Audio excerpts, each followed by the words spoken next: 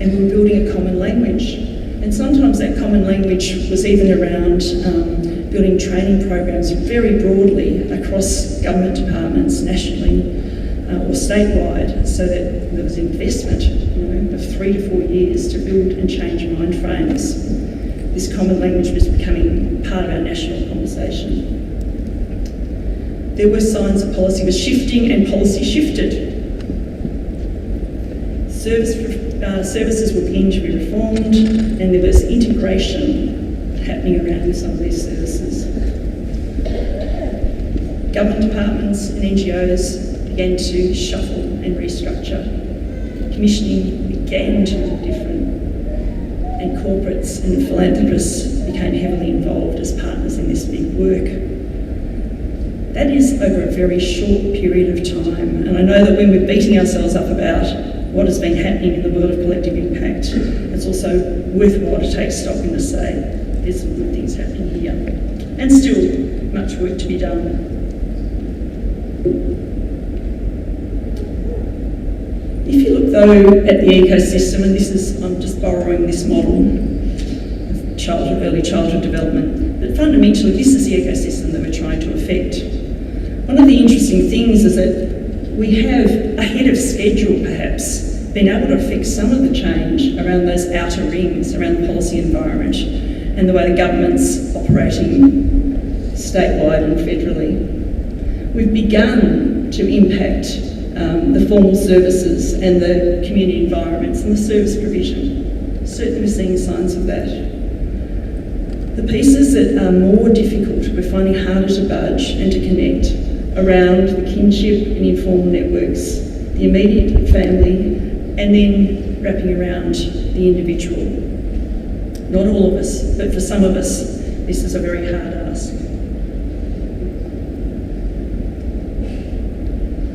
There remain some big questions.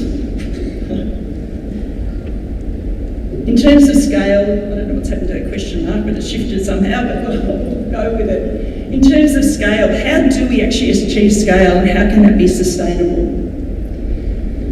How do we reach the hardest to reach? Still a question on our lips. What does community leadership look like, and how can we build that as an integral part of the work that we do? How can this be fully sustainable for the length of time that it needs to be sustainable? What are the expectations we all have, and how do we marry those up in terms of the work and the time overlay? And can we achieve the impact that we are after? And that brings me back to the Kettering factor. The notion of connected community, the notion that we could extend and should extend collective impact so that it formally invites a connected community to be one of the foundational conditions of this work. I propose that this is indeed the work of the future for collective impact. I know that it builds on community engagement, it builds on community readiness, it builds on movement building, and yet it is something separate again. It needs our deep attention. There are emerging signs that this will actually happen. Although we do have a way to go, we have much to learn. I know that Harari said in his magnificent reflection, Sapiens, he said that we cannot hope to achieve a new world order unless we can imagine that new world order, and frankly, a strongly connected community at the population level is hard for us to imagine. I know that the Scanlon Foundation has been mapping and tracking social cohesion since 2007 religiously.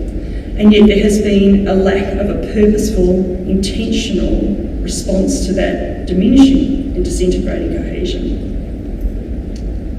But when Rhonda Goldwelly stood up and proposed the National Disability Insurance Scheme, she said, despite the complexities of this scheme, it was never intended that it be delivered in a void. As I hear the signs start to appear, 20% of the NDIS is applied to community capacity building to remove barriers, but very importantly, to ensure there are no negative attitudes that will need to be faced. That is huge. That is about the connected community that we need to create. navigate. It's an exquisite tension because at times we just gasp and say, good luck with that. And yet it is the primary responsibility of everyone in this room. Let's face it, across every single social challenge, isolation is a major risk factor. Young mums, disabilities, average and disadvantage, extremism, youth engagement. Social connectedness is the common thread. It's a new condition that we need to be building into collective impact purposefully. And so we're reimagining. There are now signs across Australia that corporates are increasingly connecting around social challenges, but beginning with citizenship. We've lost it along the way. Intermediaries are being established, and we'll see the rise of the intermediary this year, right across Australia. But they're building upon a universal platform, a universal medium around community connectedness and social inclusion. New practice is emerging to support, understand and unpack this new way of working and the building of community connectedness and shared responsibility. And new learning platforms are emerging to help us do this work well. So how do we go about doing this work? Because I think it's a freeing of mind frames as well. This is my take on it so far.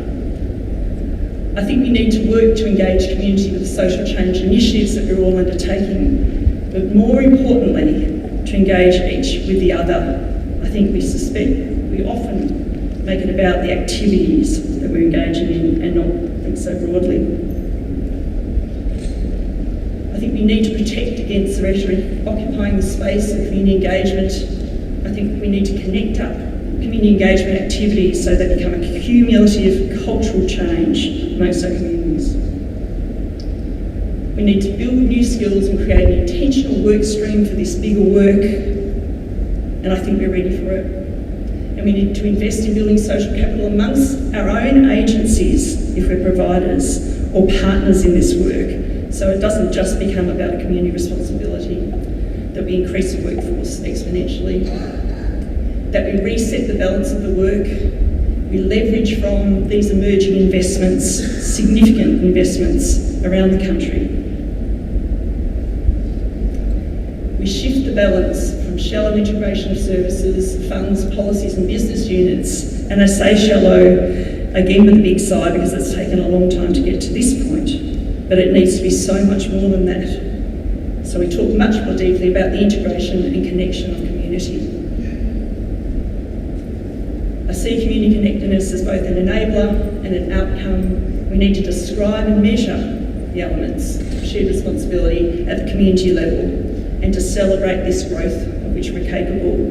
This will help the narrative, it'll help meet the expectations, we'll see the changes along the way. Community connectedness and shared responsibility provide a powerful opportunity for impact.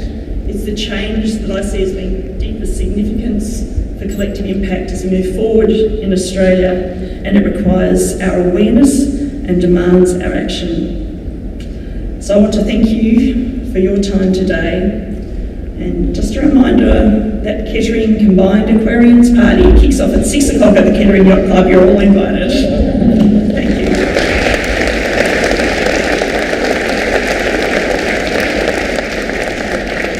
Thanks, Michelle, for that fantastic introduction and overview of collective impact and a little bit of history